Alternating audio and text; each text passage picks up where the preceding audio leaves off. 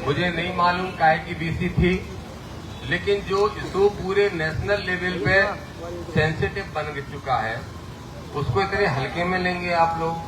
उनको रहना चाहिए था, और इसलिए रहना चाहिए था कि हम सिर्फ ज्ञापन देने नहीं FIR कराने आए हैं एक ऐसे व्यक्ति के खिलाफ जो संविधान के खिलाफ काम कर रहा है। पहली चीज। दूसरी चीज, बड़ी आपत्ति, जहां से दतिया जिले में प्रवेश हुआ सैकड़ों गाड़ियां होने के बावजूद भी एक आपका पुलिस का जवान मुझे कहीं भी दिखाई नहीं दिया। दो बड़ी आपत्ति।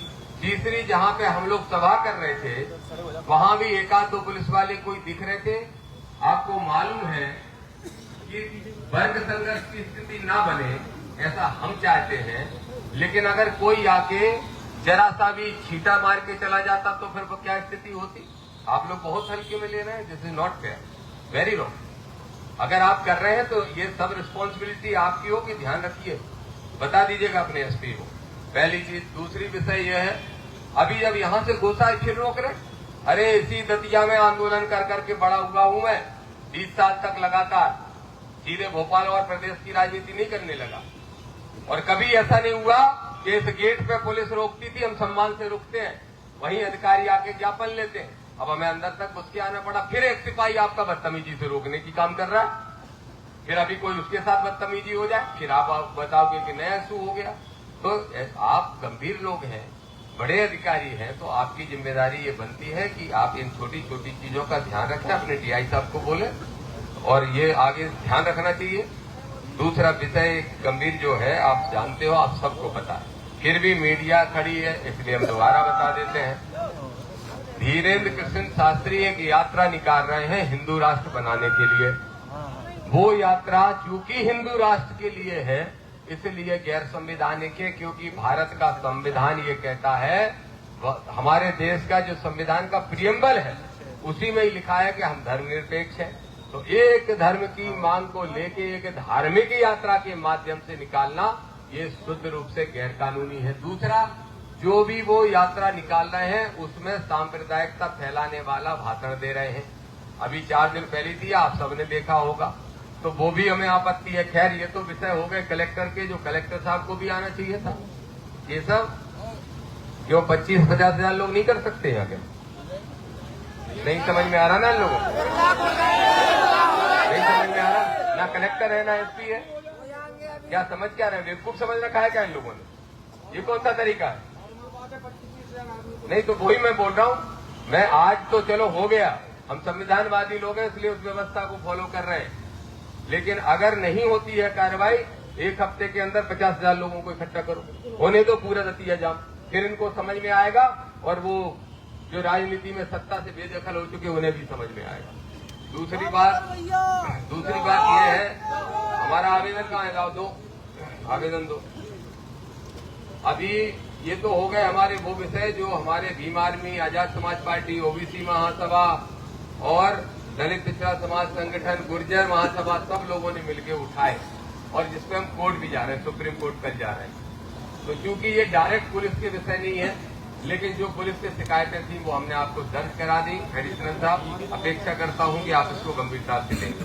दूसरी बात यह है, ये आवेदन है, मैं फरियादी बन के आया हूं, और फरियादी इसलिए कि हरियाणा में कितनी तारीख को, कब की घटना है?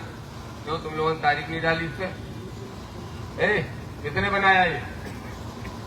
किसको दिया था ये एड्रेस लेकर? बागेश्वर राम, वो तो ठीक है, फॉर्मेलिटी करते हो। चलो अभी मैं तारीख भी इसमें डाल देता हूं। जरा गूगल करो, ये धीरेन्द्र शास्त्री हरियाणा में कौन सी तारीख को बोल रहा था? करो गूगल, तुरंत बताओ। सारे चैनलों पे आया, सारे चैनलों ने दिखाया। धीरेन्द्र शास्त्री ने खुला मुझे जान से मारने की धमकी दी। धीरेन्द्र शास्त्री ने उस मंच से कहा कि अगर हमारे पास उनका नंबर होता तो हम फोन पे ही तो ठटरी वार देते। भाई साहब पहले हमें मारे, वो कितना बड़ा वो है। और ठटरी मारने का मतलब आप बेहतर जानते हो, आप लोग बुंदेलखंड में पोस्टेड हो जहां के भी मुझे नहीं मालूम, लेकिन ठटरी मारने का मतलब है ना तो किसी संत की ऐसी भाषा हो सकती है, ना किसी सब आदमी की ऐसी भाषा हो सकती है। हमने यात्रा रुकवाने के लिए राष्ट्रपति को चिट्ठी लिखी, संवैधानिक तरीके से चल रहे हैं, और धीरेन्द्र क्या कर रहे हैं? ठटरी मार देंगे। तो मतलब हमें मार के जलाना चाहते हैं। दूसरी लाइन क्या बोली, देखो बेटा हमें छेड़ा तो अब हम तुम्हें छोड़ेंगे नहीं। ये दोनों ही भाषाएं धमकी देने की श्रेणी में और जान से मारने की धमकी देने की श्रेणी में आती हैं। इसलिए हम लोग आए हैं FIR कराने सभी संविधानवादी। मैं यहीं का रहने वाला हूं, यही मेरा जिला है। मैं चाहता तो भोपाल में करता, दिल्ली में करता, लेकिन क्यों करूं, जहां मेरा जिला है वहीं मुझे FIR कराना चाहिए। इसलिए हम सब साथी आए हैं। आदरणीय हमारे RD प्रजापति जी आए हैं, विधायक बनने के पहले जिला पंचायत अध्यक्ष भी रहे, मंडी अध्यक्ष भी रहे, बहुत सारे पदों पर रहे। हमारे सत्येंद्र विद्रोही जी हैं, आजाद समाज पार्टी के प्रदेश अध्यक्ष आए हैं।